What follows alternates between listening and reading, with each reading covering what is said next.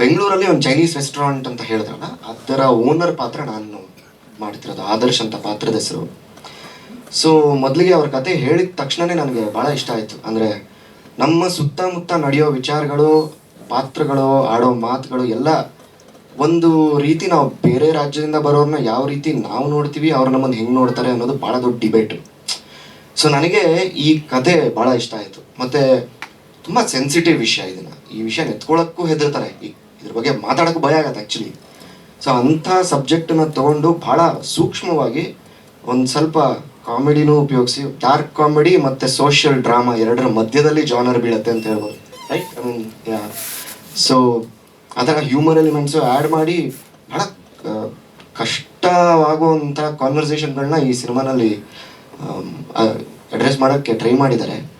So ನನಗೆ generally heroine ಇವ್ನು ಒಳ್ಳೆಯವನು, ಇವ್ರು ಕೆಟ್ಟವರು, ಈ ಥರದ್ದು ಕಥೆಗಳಿಗಿಂತ ನಮ್ಮ ಮನುಷ್ಯರಿಗೆ ಅಂದರೆ ನಮಗೆ ಹತ್ರ ಆಗೋ ಥರ ಗ್ರೇ ಪಾತ್ರಗಳು, ಯಾರು ಸರಿ ಯಾರು ತಪ್ಪು ಗೊತ್ತಾಗದೇ ಇರುವಂಥ ಕಥೆಗಳು ನನಗೆ ಭಾಳ ಇಷ್ಟ ಆಗುತ್ತೆ. ಸೊ ಈ ಸಿನಿಮಾದಲ್ಲಿ ಈ ಥರ ವಿಚಾರಗಳು ಡೀಲ್ ಮಾಡಿದ್ದಾರೆ. ಸೊ ಎಸ್ ಸರ್, ಇಶ್ಯೂ ಅಂತಂದರೆ ಅದೇ ಹೇಳಿದ್ನಲ್ಲ, ಇವಾಗ ಒಂದು ಚೈನೀಸ್ ರೆಸ್ಟೋರೆಂಟ್ ಅಂತ ಹೇಳಿದ್ರೆ ಬೇರೆ ರಾಜ್ಯದಿಂದ ಬಂದು ಬೆಂಗಳೂರಲ್ಲಿ ಕೆಲಸ ಮಾಡ್ತಾ ಇರೋ ಹುಡುಗರ ಮತ್ತು ಅಲ್ಲಿ ಆ ರೆಸ್ಟೋರೆಂಟಿನ ಓನರ್ ಆಗಿರೋರ ಮಧ್ಯೆ ಆಗುವ ಕತೆ ಬೆಂಗಳೂರಲ್ಲಿ. ಸೊ ಇದನ್ನ ಇಶ್ಯೂ ಅಂತ ಅಂದ್ಕೊಂಡ್ರೆ ಅದು ಇಶ್ಯೂ ಅಂತ. ಈ ಕತೆ ಈ ಚೈನೀಸ್ ರೆಸ್ಟೋರೆಂಟ್ ಸುತ್ತಮುತ್ತಲೇ ನಡೆಯುತ್ತೆ ಬೇಸಿಕಲಿ. ಬೆಂಗಳೂರಲ್ಲಿ ಸರ್, ಪೂರ್ತಿ ಬೆಂಗಳೂರಲ್ಲಿ.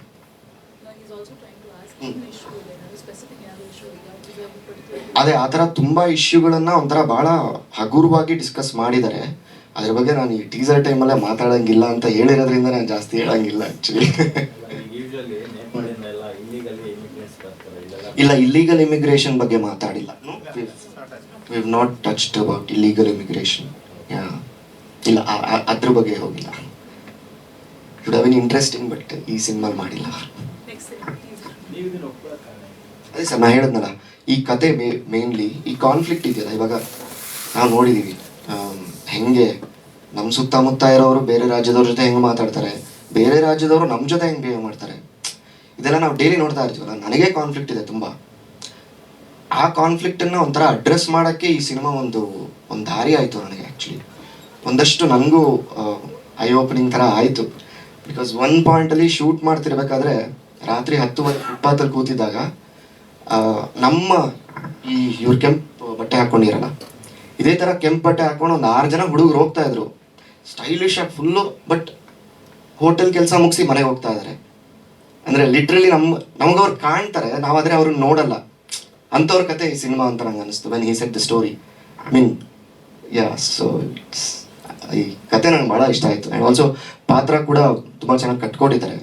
Obviously I would not say no.